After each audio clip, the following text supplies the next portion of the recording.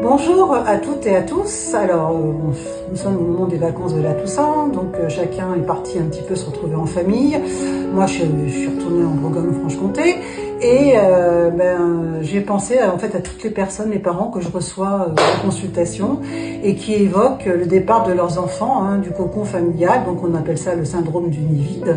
Et c'est une période souvent très douloureuse pour les parents parce que bon, ils se sont voués à leurs enfants, à l'éducation des enfants, et sur le plan émotionnel c'est difficile, et puis sur le plan affectif aussi. Mais bon, les enfants partent, c'est parce qu'ils partent qu'on les aime plus. Ensuite on a plaisir à les retrouver, à passer des moments chouettes en famille, ensemble. Mais bon, moi ce que j'ai envie de vous dire, c'est que ça se prépare tout ça.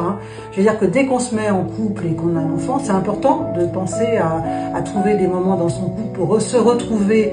Alors il faut se fixer des rendez-vous, je sais pas, une fois par semaine, une fois par mois, avec son conjoint ou sa conjointe, pour partager des moments forts, et puis aussi des moments en famille. Mais souvent, quand on a des enfants, on se perd. Il n'y a plus que les enfants qui comptent, et du coup, on s'oublie. Donc, cette période, effectivement, de transition où les enfants partent, qui peut aussi parfois correspondre à une période de retraite, de passage à la retraite. Donc là, c'est doublement plus difficile. Cette période-là, elle doit s'anticiper au niveau du couple. Donc c'est important de créer des moments forts dans son couple, des moments familiaux. Et puis, cette période du nid vide, il faut y penser parce que, en fait, c'est aussi une façon peut-être de se réinventer, de se dire, qui je suis finalement? Je me suis dévouée à mon travail, à mes enfants, mais maintenant que les enfants sont partis, qu'est-ce que je vais faire à ma vie? Quel sens je vais lui donner? C'est peut-être le moment de développer un hobby, de trouver quelque chose qui vous fasse vraiment plaisir.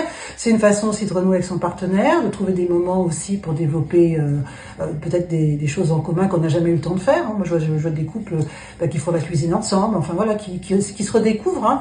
Parce que ce moment-là, il peut être effectivement très chargé en émotions, et j'ai des parents qui sont vraiment dépressifs, dans une période de dépressivité quand les enfants partent et quittent le nid.